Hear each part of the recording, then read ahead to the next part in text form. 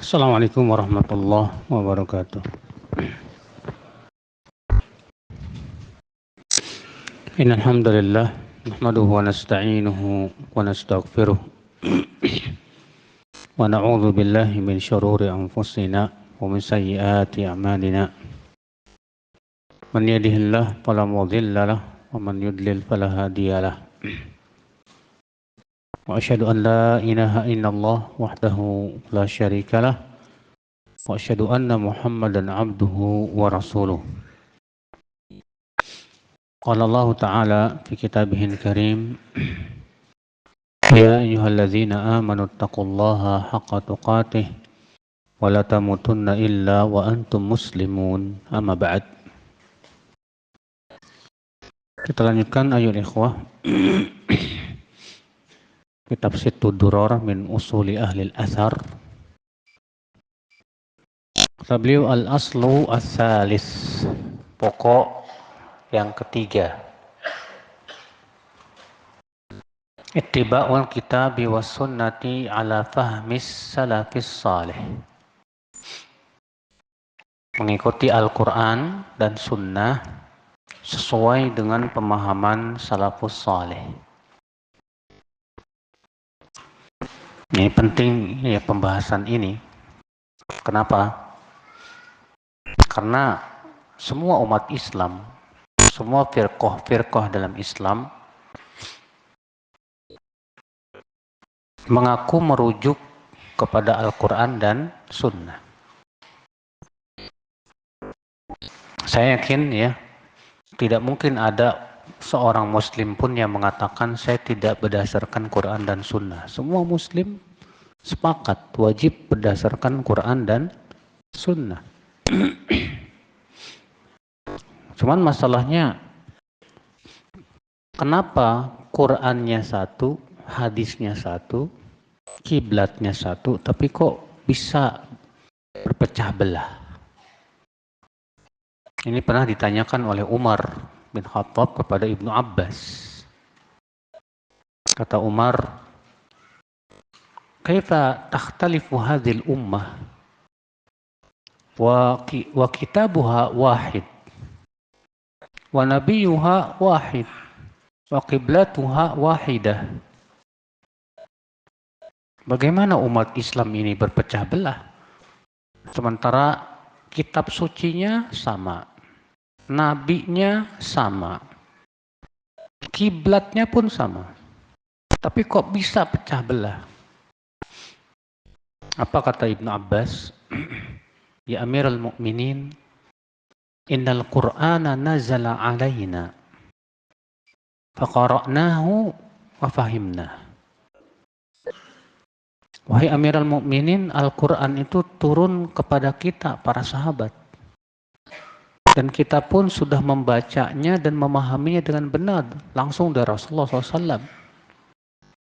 Masayakunu likulli qaumin fihi ra'yun, dan kelak nanti setiap orang akan punya pendapat sendiri-sendiri dalam memahami Al-Quran.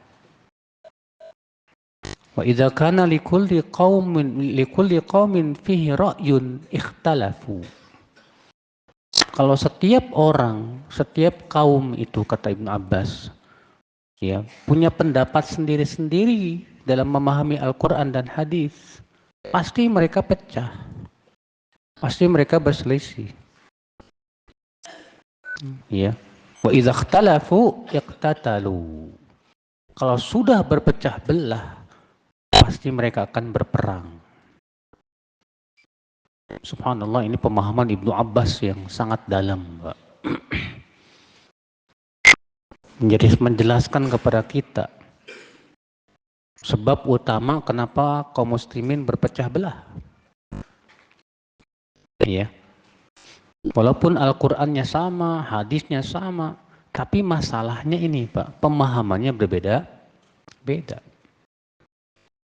Maka itu penting kita untuk menjadikan parameter siapa pemahaman yang harus kita pegang dalam memahami Al-Quran dan hadis. Ya, tentu ya akhi, pemahaman salaf yang paling baik. Kenapa? Karena pertama, Al-Quran sudah memuji para sahabat. Allah berfirman, "Was-sabiqunal awwaluna minal muhajirin wal ansar walladzina taba'uuhum bi ihsan radhiyallahu anhum wa radwan." Dan orang-orang yang pertama kali masuk Islam dari kalangan muhajirin dan ansar, dan orang-orang yang mengikuti mereka dengan kebaikan, Allah ridha kepada mereka dan mereka pun ridha kepada Allah. Hadis, banyak sekali pujian hadis terhadap para sahabat. Di antaranya hadis mutawatir. Rasulullah bersabda, "Khairun nasi qarni, tsumma alladzina yalunahum, tsumma alladzina yalunahum." Sebaik-baik manusia itu generasiku. Kemudian setelahnya, kemudian apa? Setelahnya. Persaksian dari para sahabat pun banyak, Pak. Seperti perkataan Ibnu Mas'ud. Ya, Abdullah bin Mas'ud mengatakan begini, "Man kana minkum mustannan falyastanni biman qad mat, fa innal hayy lam tu'man alaihi fitnah. Ulaika ashabu Rasulillah sallallahu alaihi wasallam, fa innahum abarrun nasi quluban wa a'maquhum ilman wa aqwamuhum hadyan wa aqalluhum takallufa." Siapa yang ingin mengambil suri tauladan, hendaklah ia ambil dari orang yang sudah meninggal dunia. Karena orang yang masih hidup belum aman dari fitnah. Mereka itu yang sudah meninggal itu para sahabat Rasulullah SAW. Mereka orang yang paling bersih hatinya, paling dalam ilmunya, paling lurus petunjuknya, paling ringan bebannya. Qauman ikhtarahumullahu li suhbati nabiyyih. Mereka suatu kaum yang Allah pilih untuk menjadi sahabat-sahabat Rasulullah sallallahu alaihi wasallam. Iya. Hudzaifah bin Yaman berkata, "Kullu ibadatin lam yata'abbadha ashabu Rasulullah sallallahu alaihi wasallam fala tata'abbaduha." Setiap ibadah yang tidak dilakukan oleh para sahabat Rasulullah SAW, jangan kalian lakukan. Iya. Dan banyak lagi perkataan-perkataan sahabat yang lainnya. Para ulama pun juga, Pak. Apalagi Imam Syafi'i. Imam Syafi'i rahimahullah terkenal. Iya. Beliau diantaranya dalam riwayat Rabi' bin Sulaiman, sebagaimana disebutkan oleh Imam Ibnu Qayyim dalam kitab I'lamul Muwaqqi'in. Beliau berkata apa? Wahum fawqana fi kulli ilmin, ya, wastimbatin, wajtihadin, wawara'in. Ya. Mereka di atas kita, kata Imam Syafi'i, pada setiap ilmu, istimbat, ijtihad, wara'. Wa ara'uhum lana Ahmad, dan pendapat mereka lebih terpuji untuk kita. Wa aula indana min ara'ina li anfusina au kama qala, dan lebih layak untuk kita ikuti daripada pendapat kita sendiri. Masya Allah. Imam Ahmad dalam kitab Aslus Sunnah mengatakan apa? Min usulis sunnati indana at-tamassuk bima kana alaihi ashabu Rasulillahi sallallahu alaihi wasallam. Termasuk pokok-pokok sunnah. Lihat, sampai beliau menganggap ini termasuk pokok sunnah, Pak. Pokok akidah. Termasuk pokok sunnah di sisi kami adalah berpegang kepada apa yang dipegang oleh para sahabat Rasulullah sallallahu alaihi wasallam. Al-Imam Al-Barbahari yang wafat tahun 329 Hijriah. Beliau mengatakan apa? Kata Imam Abu Al-Barbahari, ya i'lamu annal islam huwa sunnah was sunnatu hiyal islam wa minas sunnati luzumul jamaah wal asas alladhi tubna alihil jamaah hum ashabu Rasulillah sallallahu alaihi wasallam wa hum ahlus sunnati wal jamaah. Faman lam ya'khudh anhum faqad dhalla wabtada. Ketahuilah Islam adalah sunnah, sunnah adalah Islam. Dan termasuk sunnah adalah berpegang kepada al-jamaah. Dan pondasi yang dibangun al-jamaah adalah para sahabat Rasulullah SAW. Merekalah yang disebut ahlus sunnah wal jamaah. Siapa yang tidak mau mengambil dari mereka, pasti sesat dan berbuat bid'ah. Masya Allah. Iya. Maka dari itu ya akhir Islam, akibat banyak kaum muslimin di belakangan hari Pak berpaling dari pemahaman para sahabat, terjadi perselisihan. Khawarij, tidak ada satupun Khawarij Pak yang merujuk pemahaman sahabat. Bahkan Khawarij mengkafirkan para sahabat. Demikian pula Syiah. Apakah ada sahabat yang pemahamannya sama dengan Syiah? Tidak ada. Bahkan mereka mengkafirkan para sahabat, kecuali beberapa saja. Demikian pula Murji'ah, demikian pula Qadariyah, Mu'tazilah, semua menyimpang dari pemahaman para sahabat. Maka di sini Pak, menunjukkan betapa urgennya kita Pak untuk menggali pemahaman para sahabat Rasulullah SAW. Dan alhamdulillah ya, pemahaman sahabat sudah dicantumkan oleh para ulama dalam kitab-kitab mereka kok Pak. Kitab tentang akidah para sahabat itu ratusan Pak. Iya. Dari yang kecil sampai besar. Yang kecil aja contohnya kitab Aslus Sunnah yang ditulis Imam Ahmad bin Hanbal. Syarhus Sunnah karya Imam Al-Muzani. Al-Muzani itu muridnya langsung Imam Syafi'i Pak. Sampai Imam Syafi'i menggelari Imam Al-Muzani itu apa? Hadza nasiru madhabi. Ini pembela madhabku ini. Imam Al-Muzani. Beliau menulis buku tentang akidah. Judulnya Syarhus Sunnah. Dan itu yang beliau ambil dari Imam Asy-Syafi'i. Baca buku itu, penting sekali. Di situ disebutkan bagaimana keyakinan ya Ahlus Sunnah. Demikian pula yang besar contohnya Syarah I'tiqad Ahli Sunnah wal Jamaah. Ditulis oleh Imam Al-Lalikai. Al-Imam Al-Ajuri juga punya kitab Asy'ariyah. Demikian pula Ibnu Battah. Ya. Dan banyak lagi, ratusan Pak. Tinggal kita gali aja, cuma butuh bahasa Arab aja Pak masalahnya. Ya. Problematika kita ini nggak paham bahasa Arab, itu aja. Ya. Maka dari itulah antum yang belajar bahasa Arab, Masya Allah. Ya. Kita berusaha karena kitab-kitab para ulama masih kebanyakan bahasa Arab. Akhal Islam, saudaraku seiman, rahimani wa rahimakumullah jami'an. Kita baca ya kitabnya. Kata beliau, innal ladzi lam yakhtalif fihi al-muslimuna qadiman wa haditsan.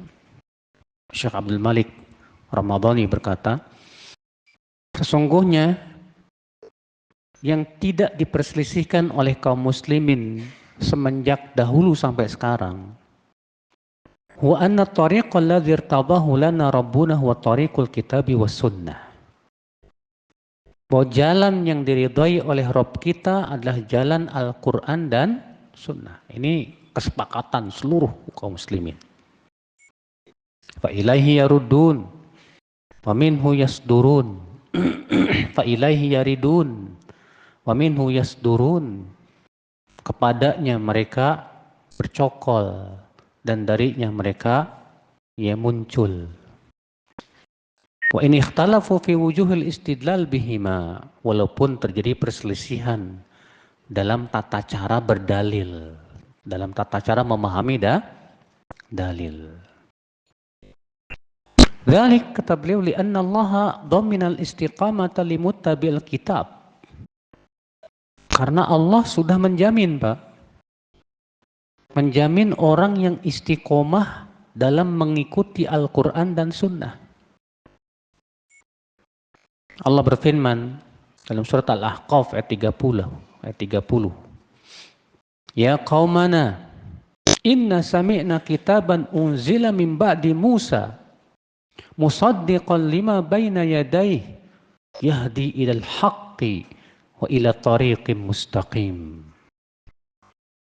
Ini tentang para jin yang beriman. Jadi para jin tuh Pak, ketika mendengar bacaan Rasulullah SAW mereka beriman Pak. Lalu pulang ke kaumnya berdakwah, para jin.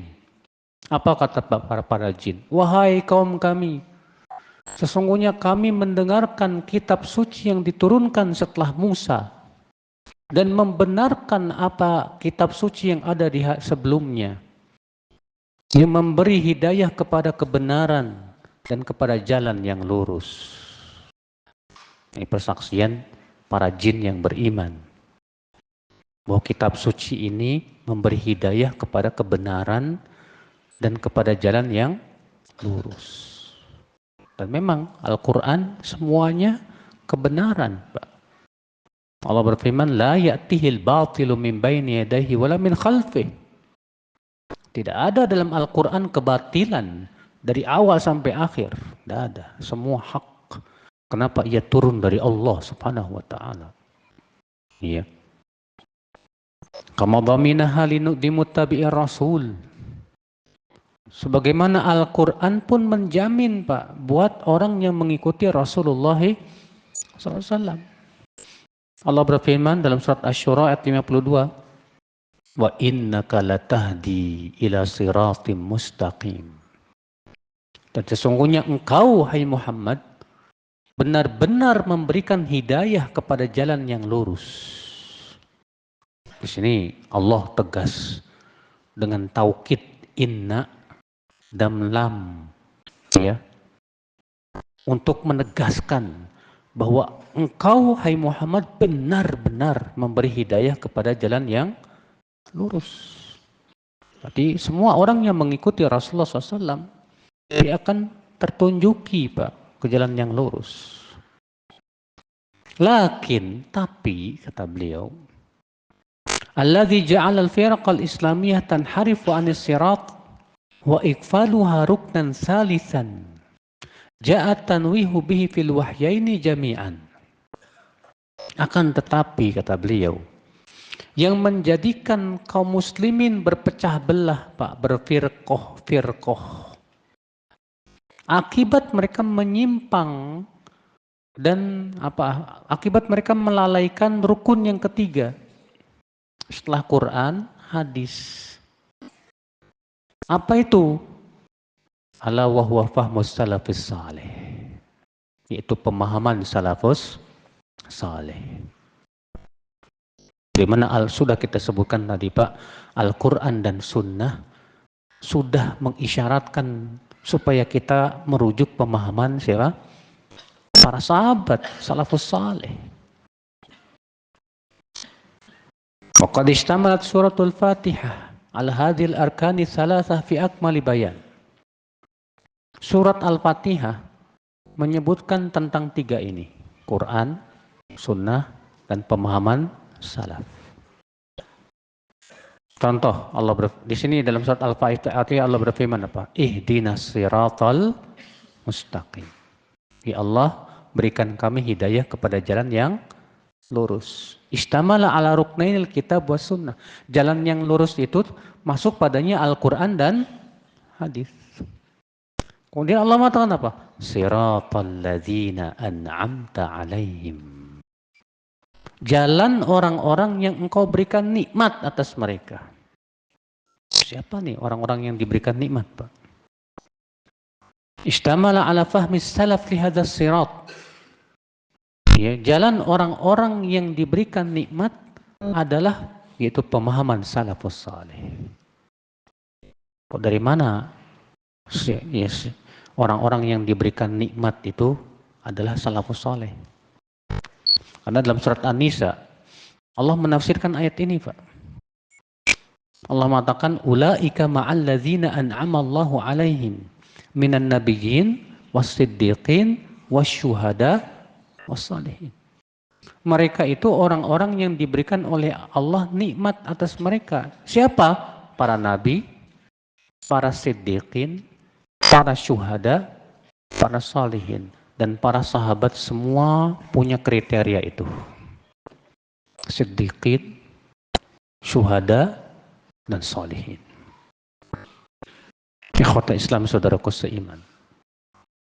Ma'annahu la yashukku ahadun fi anna man iltazama bil kitabi was sunnah faqad ihtada ila siratil mustaqim. Padahal kata beliau, tidak ada seorang pun yang ragu bahwa orang yang berpegang kepada Al-Quran dan Sunnah, sungguh ia telah dapat hidayah kepada jalan yang lurus. Ila annahu lamma kana fahmun nasi lil kitabi was sunnah minhus sahih wa minhus saqim. Namun kata beliau, pemahaman manusia terhadap Al-Quran dan hadis itu ada yang benar, ada yang ngaco. Ya. Iqtadal amru ruknan salisan. Maka ini mengharuskan ada rukun yang ketiga. Liraf'il khilaf, untuk mengangkat perselisihan. Ala wa huwa taqidu fahmil akhlaf bi fahmil aslaf. Yaitu hendaknya kita orang belakangan, Pak, ya, mengikatkan diri dengan pemahaman ya salaf, orang-orang yang terdahulu. Salaf itu siapa sih, Pak? Kalau antum dengar salaf, ya yang harus antum pahami adalah siapa? 3 generasi yang utama. Sahabat, tabi'in, dan tabi'ut tabi'in. Iya. Itu maksud salaf. Iya. Berkata Ibnu Qayyim rahimahullah, wa ta'ammal sirran badi'an fi dzikri sababi wal jaza' li tawaif ats-tsalatsah bi awjazi lafdhin wa akhsarihi. Perhatikan rahasia yang sangat indah ini. Ketika Allah menyebutkan sebab dan balasannya untuk 3 golongan dengan lafaz yang paling ringkas, ya. Kata beliau, fa innal in'ama 'alaihim yatadamman in'amahu bil hidayah. Karena firman Allah, an'amta 'alaihim, itu pemberian nikmat kepada mereka. Itu mengandung apa? Pemberian nikmat hidayah. Allati hiyal ilmun nafi wal amalus salih. Nikmat hidayah itu berupa apa? Ilmu yang bermanfaat dan amal saleh. Ya. Sementara Pak, para sahabat, mereka yang paling dalam ilmunya tidak, Pak? Nah, mereka yang paling dalam ilmunya. Para sahabat, mereka yang paling sempurna dalam mempraktikkan Al-Quran dan Sunnah. Nah, iya, bagaimana tidak? Mereka semua murid-muridnya langsung dari Rasulullah SAW. Sebaik-baik guru pasti akan menghasilkan sebaik-baikmu murid, Pak. Iya. Waqala, Ibnu Qayyim berkata lagi dalam kitab Madarijus Salikin. Ya. Fa kullu man kana a'rafu lil haqqi wa atba'u lahu kana aula bisiratil mustaqim. Maka setiap orang yang paling mengenal kebenaran dan paling mengikutinya, maka dia yang paling berhak untuk mendapatkan siratal mustaqim, jalan yang lurus. Wala raib anna ashaba Rasulullah SAW wa radhiyallahu anhum hum aula bihadis sifah minar rawafid. Dan tidak ragu lagi bahwa para sahabat Rasulullah SAW, mereka yang paling berhak mendapatkan sifat ini, Pak, dibandingkan orang-orang Rafidhah yang mengkafirkan para sahabat itu. Walihada fassara salaf as-siratal mustaqim wa ahlah bi Abi Bakrin wa Umar wa ashabi Rasulullah SAW. Oleh karena itu salafus soleh terdahulu menafsirkan makna as-siratal mustaqim Artinya Abu Bakar, Umar, dan para sahabat. Ikhwata Islam, saudaraku seiman. Jadi ucapan ihdinas siratal mustaqim, siratal ladzina an'amta alaihim. Berarti ini mencakup 3 tadi, Pak. Quran, sunnah, dan pemahaman sahabat. Ya. Wa fi hadza tansisun minhu rahimahullah ala anna afdala man an'ama Allah alaihim bil ilmi wal amal hum ashabu Rasulullah SAW. Dan ini merupakan pernyataan langsung dari Ibnu Qayyim bahwa orang yang paling utama diberikan nikmat oleh Allah dengan ilmu dan amal adalah para sahabat. Li'annahum syahidut tanzil, karena mereka langsung menyaksikan Al-Quran turun. Ya, pepatah Arab mengatakan laisal khobar kal mu'ayyanah. Laisal khobar kal mu'ayyanah. Artinya apa? Tidak sama antara berita dengan orang yang melihat dengan mata kepala. Para sahabat melihat dengan mata kepala. Kalau kita cuma mendengar khobar, tentu orang yang melihat, Pak, lebih paham daripada yang sebatas mendengar berita. Para sahabat langsung melihat Al-Quran turun, kapan turun, kejadiannya turun, bagaimana. Para sahabat langsung duduk di majelis ta'limnya Rasulullah SAW dan menyaksikan langsung ibadahnya Rasulullah SAW, akhlaknya Rasulullah SAW. Ya. Wa syahadu min hadi Rasulil Karim ma fahimu bihi ta'wilas salim. Mereka langsung menyaksikan bagaimana petunjuk Rasul SAW, pemahaman Rasul. Ya. Sehingga menyebabkan mereka punya pemahaman yang selamat, Pak. Selamat pemahaman para sahabat itu. Kenapa? Karena mereka langsung mengambil ilmu dari apa? Sumbernya yang masih bening, masih bersih. Ya. Akhul Islam, saudaraku seiman. Kama qala Ibnu Mas'ud, sebagaimana Abdullah bin Mas'ud berkata, man kana minkum mustannan, yang sudah kita sebutkan tadi ya. Man kana minkum mustannan falyastanna biman qadamat fa innal hayy la tu'man alaihi al-fitnah. Ulaika ashabu Muhammadin sallallahu alaihi wasallam kanu afdal hadhil ummah wa abarraha quluban wa a'maqaha ilman wa aqallaha takallufan qaumun ikhtarahumullahu li suhbati nabiyyi wa iqamati dinih fa'rifu lahum fadlahum wattabi'uhum fi atharihim wa tamassaku bimastata'tum min akhlaqihim wa dinihim fa innahum kanu 'alal hadiyil mustaqim. Kata Abdullah bin Mas'ud, Pak, siapa yang ingin mengambil sunnah, hendaklah, artinya mengambil suri tauladan, hendaklah ambil dari orang yang sudah meninggal dunia. Karena orang yang masih hidup itu belum aman dari apa? Fitnah. Antum kalau ngefans sama seorang ustadz yang masih hidup, ingat loh, ustadz yang masih hidup itu belum aman dari apa? Fitnah, Mas. Antum kalau pengen ngefans yang sudah meninggal, yang udah jelas matinya di atas jalan yang lurus. Iya. Kemudian beliau menjelaskan siapa yang paling utama orang-orang yang sudah meninggal itu. Kata beliau, mereka adalah para sahabat Nabi Muhammad SAW. Mereka adalah ya seorang yang umat yang paling utama. Mereka yang paling baik hatinya, paling dalam ilmunya, paling sedikit bebannya.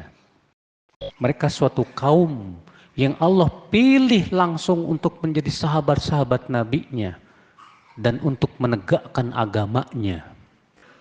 Maka kenalilah keutamaan mereka.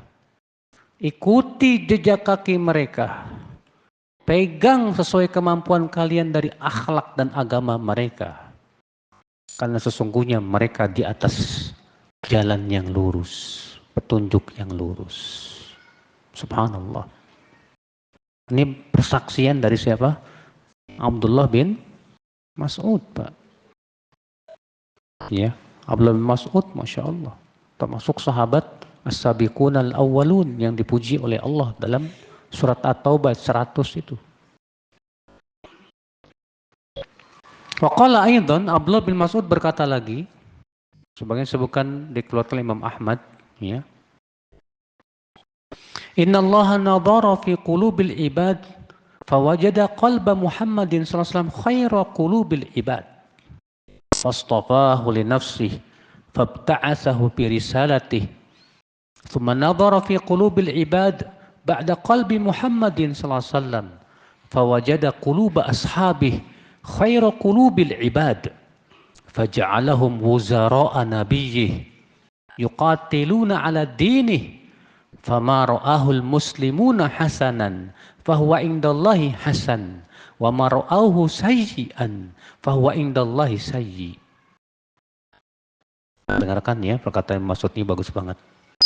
Sesungguhnya Allah melihat hati-hati para hamba, maka Allah mendapatkan hati yang terbaik adalah hati Nabi Muhammad sallallahu alaihi wasallam. Maka Allah pun memilih beliau dan mengutusnya sebagai Rasul. Kemudian Allah melihat lagi hati-hati para hamba, maka Allah mendapatkan hati para sahabat, hati yang paling baik. Maka Allah pun menjadikan mereka apa? Para pembela Rasulullah sallallahu alaihi wasallam yang berperang di atas agamanya. Maka yang dipandang oleh kaum muslimin ya sebagai sesuatu yang baik, maka itu baik di sisi Allah. Yang dimaksud dengan kaum muslimin dalam perkataan Ibnu Mas'ud ini siapa, Pak? Para sahabat, karena beliau sedang memuji para sahabat. Dan yang mereka pandang buruk, maka di sisi Allah itu buruk. Cuma masalahnya, Pak, orang-orang yang mengatakan adanya bid'ah hasanah berdalil dengan perkataan Ibnu Mas'ud ini, Pak. Ya, jadi kata Ibnu Mas'ud apa? Apa yang dipandang oleh kaum muslimin baik, maka di sisi Allah apa? Baik. Berarti kalau ada seorang kaum muslim yang menganggap ini baik, ya udah jadi baik. Padahal Ibnu Mas'ud sedang berbicara tentang siapa? Para sahabat. Maka alif lam dalam al-muslimun di sini lil ahdi dzikri. Bukan alif lam ya. Apa namanya? Untuk kaum muslimin sembarangan, enggak. Atau alif lam dalam al-muslimun di sini lil istighraq yang mempunyai makna seluruhnya yaitu ijma. Artinya kalau kaum muslimin ijma seluruhnya. Ya, para ulama dan ahli ijtihadnya bahwa itu baik, maka di sisi Allah apa? Baik, karena ijma itu tidak mungkin salah. Iya. Sehingga tidak bisa dijadikan hujah, Pak, perkataan Ibnu Mas'ud ini untuk mengatakan adanya bid'ah hasanah. Iya. Ikhwata Islam, saudaraku seiman. Beliau berkata, "Idzan fal muslimun al-maqsuduna li Ibnu Mas'udin humus sahabah." Kalau begitu, al-muslimun yang dimaksud oleh Ibnu Mas'ud dalam ucapan beliau ini adalah para sahabat. Siapa? Para sahabat Rasulullah SAW. Imam Asy-Syafi'i, Pak, membagi ya, pendapat sahabat menjadi tiga keadaan. Keadaan yang pertama, kata beliau, para sahabat telah berijma, sepakat. Maka ini hujah tanpa ragu lagi. Keadaan yang kedua, seseorang sahabat berpendapat, namun tidak ada sahabat yang menyelisihinya. Satu orang sahabat berpendapat, tapi tidak ada satupun sahabat yang apa? Menyelisihinya. Maka ini ada dua keadaan. Keadaan yang pertama, pendapat sahabat ini masyhur di kalangan sahabat yang lain. Tapi tidak ada satupun sahabat yang menyelisihinya. Maka beliau mengatakan ini hujjah. Ini apa? Hujjah. Sebagian ulama menyebutnya dengan istilah ijma' sukuti. Ijma' diam-diam. Keadaan yang kedua, pendapat sahabat ini tidak tersebar di kalangan sahabat yang lain. Maka menurut Imam Syafi'i ini pun juga hujjah. Ya. Sebagian ulama lagi memberikan perincian. Kalau pendapat sahabat seperti ini bertabrakan dengan dalil, maka tidak bisa diambil. Iya. Keadaan yang ketiga kata Imam Syafi'i apa? Kalau para sahabat berselisih, maka kita hanya merojihkan salah satunya dan tidak boleh keluar dari pendapat mereka. Artinya kalau sahabat berbeda pendapat dari dua pendapat, nggak boleh kita bikin pendapat yang ketiga, nggak boleh. Karena seakan-akan para sahabat bersepakat, Pak, maknanya antara ini atau ini. Ikhwata Islam, saudaraku seiman. Nah ini ya akal Islam. Qala al-Imam Ahmad, berkata Imam Ahmad bin Hanbal, semoga Allah merahmatinya. Usulul sunnati indana at-tamassuk bima kana alaihi ashabu Rasulullah SAW wal iktida'u bihim. Pokok-pokok sunnah menurut kami adalah yaitu berpegang kepada apa yang dipegang oleh para sahabat Rasulullah SAW dan menjadikan mereka sebagai suri tauladan dengan cara mengikuti jejak kaki mereka. Masya Allah, akhul Islam, saudaraku seiman. Wa man hudhiya bi ridallah min ba'dihim faliktidaihi bihadihim. Ya. Siapa yang mendapatkan ridho Allah setelah mereka, maka itu akibat dia mengikuti petunjuk mereka. Karena Allah tegas mengatakan, was-sabiqunal awwaluna minal muhajirin wal ansar walladzina taba'uuhum bi ihsan radhiyallahu anhum wa radu'an. Perhatikan ayat ini, Pak. Was-sabiqunal awwalun, orang-orang yang mendahului masuk Islam dari kalangan muhajirin dan ansar.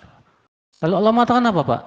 Dan orang-orang yang mengikuti mereka dengan kebaikan. Mengikuti siapa? Mereka di sini siapa? Muhajirin dan ansar. Lihat, Allah pertama menyebutkan muhajirin ansar dulu. Lalu Allah menyebutkan orang-orang yang mengikuti mereka dengan kebaikan. Semua dapat apa? Radhiyallahu anhum. Allah ridho kepada mereka. Dan mereka pun ridho kepada Allah. Berarti mafhum mukhalafah ayat ini apa, Pak? Mafhum mukhalafah itu artinya pemahaman kebalikan. Pemahaman kebalikan ayat ini, orang yang tidak mengikuti mereka, Allah tidak ridho kepada mereka. Iya.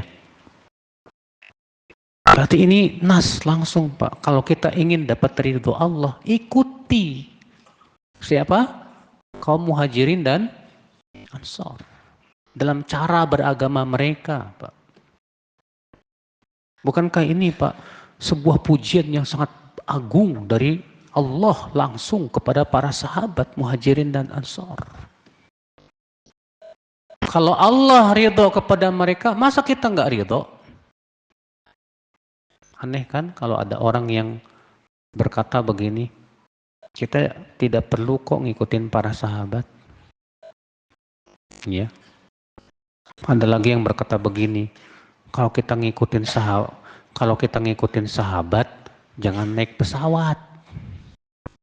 Karena di zaman sahabat kan ada pesawat, udah ente naik onta aja sono. Kalau kita ngikutin sahabat, jangan pakai mobil. Kita katakan, mas, ente nggak paham maksud ngikutin pemahaman sahabat. Maksud ngikutin pemahaman sahabat itu kita bukan kembali ke zaman kuno, mas.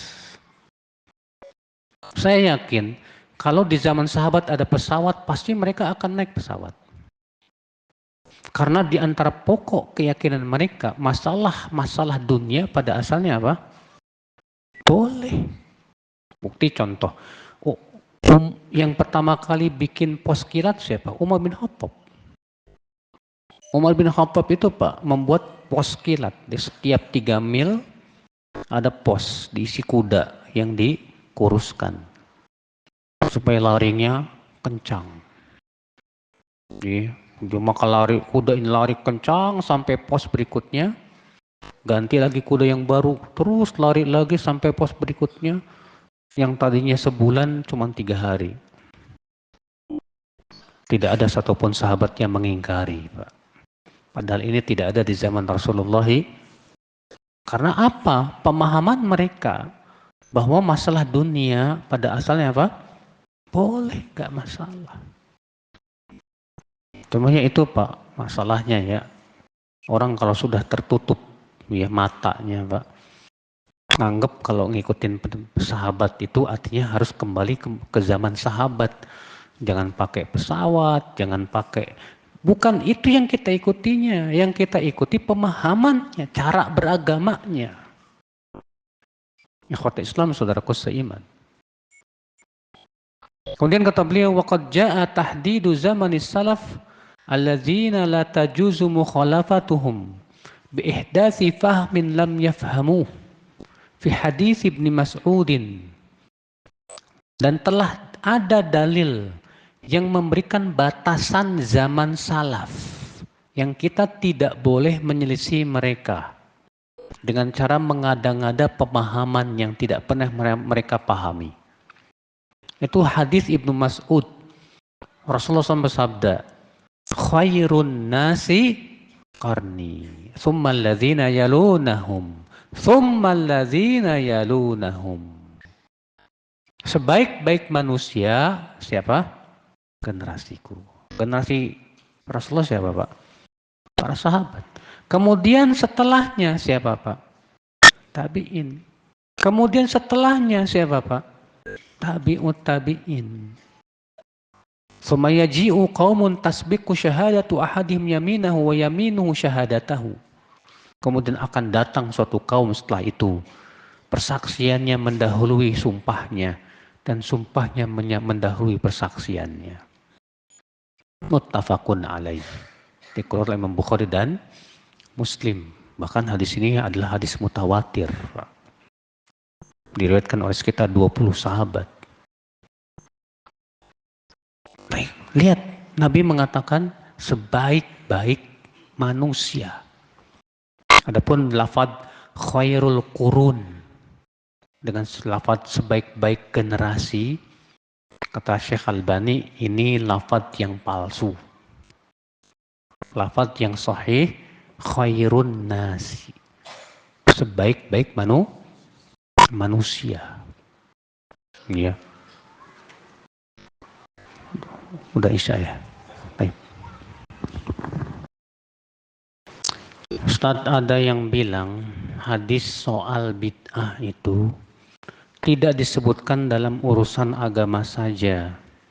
Jadi pada segala urusan, bagaimana menyikapinya? Mas, dalam memahami hadis itu penting untuk mengumpulkan semua dalil dalam satu permasalahan. Jangan mengambil satu hadis tanpa mengambil dalil yang lain. Nabi mengatakan kullu bid'atin dolalah. Setiap bid'ah itu apa? Sesat.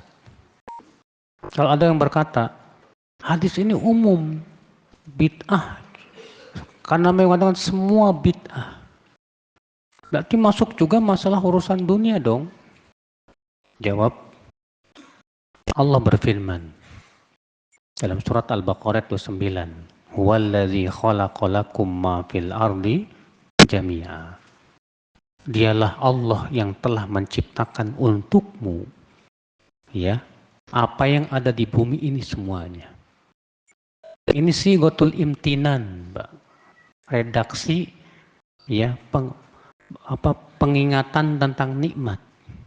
Dialah Allah yang telah menciptakan untukmu apa yang ada di bumi ini semua.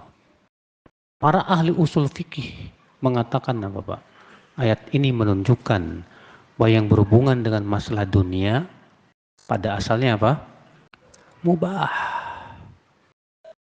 Sehingga ayat ini, Pak, ya, menafsirkan atau mengecualikan keumuman hadis tadi, kullu bid'atin dhalalah, berarti keluar darinya masalah-masalah dunia. Masalah dunia pada asalnya nggak ada bid'ah. Makanya Imam Asy-Syatibi ketika mendefinisikan bid'ah, kata Imam Syatibi apa, Pak? Ya ibaratun an tariqatin fid din mukhtara'atu. Ya. Tudahi syariah yuqsadu bisuluki 'alaiha al-mubalaghatu fi ta'abbudi lillahi subhanahu.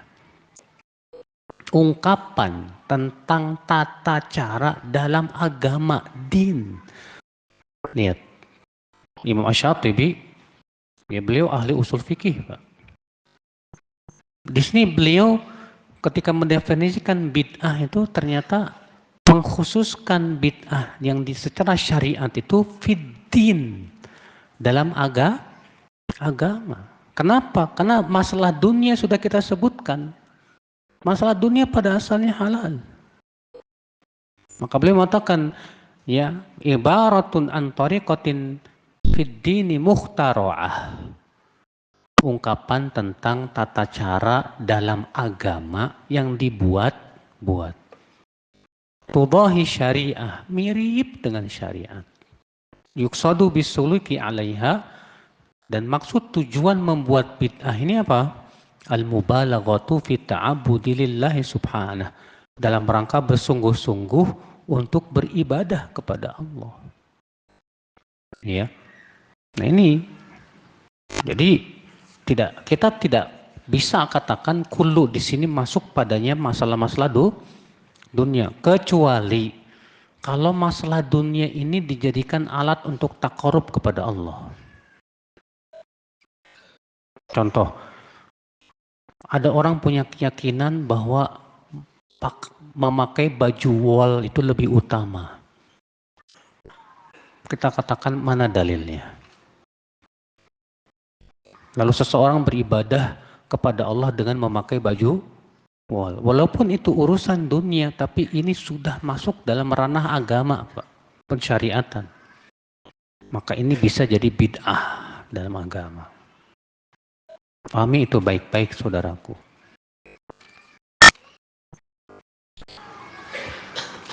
Tolong jelaskan keutamaan talabul ilmi, menuntut ilmu agama, agar kami yang menuntut ilmu din selalu semangat, Ustaz. Wah, banyak banget dalilnya, Mas. Dari Al-Quran dan hadis. Saya hanya akan membawakan satu hadis aja yang masyhur lah. Semua kita tahu. Rasul bersabda, man salaka tariqan yaltamisu fihi ilman sahhalallahu lahu bihi tariqan ilal jannah. Siapa yang berjalan untuk menuntut ilmu, maka Allah akan mudahkan jalannya kemana? Surga. Masya Allah. Siapapun yang ingin dimudahkan jalannya ke surga, Pak, dia wajib menuntut ilmunya. Antum mau pergi ke Semarang tapi nggak tahu jalannya, nggak mau nanya orang, nggak mau lihat peta, ya, percaya diri aja udah. Tahu-tahu bukan sampai Semarang, Pak, sampainya Serang. ya, nggak tahu jalan. Kita mau ke surga tapi nggak tahu jalannya. Bukan ke surga, sampainya ke neraka.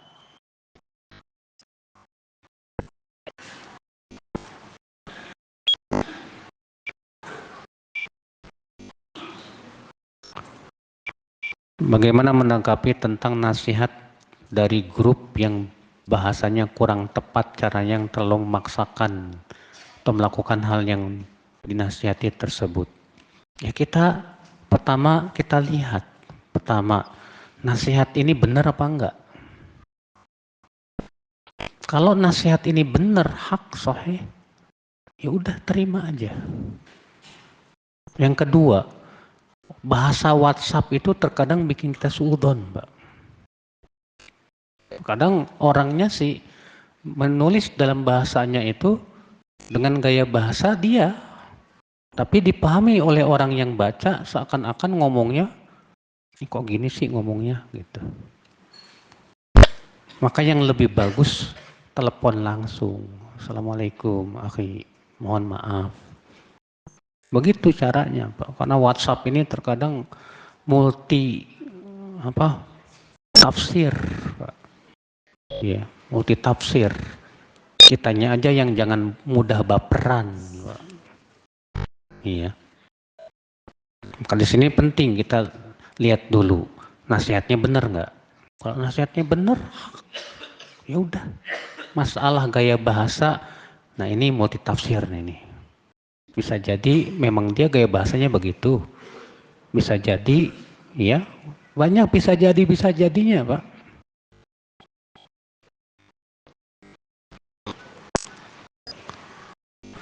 Banyak tersebar di medsos tentang orang-orang yang memposting postingan tentang perbuatan bid'ah lalu dibandingkan dengan perbuatan yang sesuai dengan salaf. Bagaimana menyikapi postingan tersebut? Ya akhi, kalau pendapat ana sebaiknya jangan disebarkan hal-hal seperti itu. Iya. Cukup kita sebutkan perbuatannya bahwa itu adalah bid'ah, lalu bantah dengan hujah dan dalil. Supaya apa, Pak? Supaya tidak masuk ke dalam hati orang yang lemah hatinya, Pak. Ya. Sebagian ikhwan cuma nyebutin aja perbuatan bid'ah. Lalu kemudian sambil ketawa-ketawa, kiki, gimana itu? Ya, kayak apa manfaatnya? Mendingan bantah secara ilmiah. Ya. Bahwa ini bid'ah. Alasannya begini. Ilmiah. Agama kita ilmiah, Pak. Bukan hanya sebatas mentertawakan, bukan.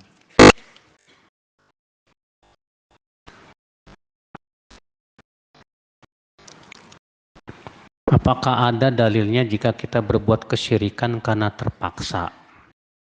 Bahwa itu katanya tidak berdosa. Terpaksanya kayak gimana nih? Allah Subhanahu wa taala menceritakan tentang kisah ya Ammar yang disiksa. Dipaksa untuk mengucapkan kata-kata kufur kepada Allah.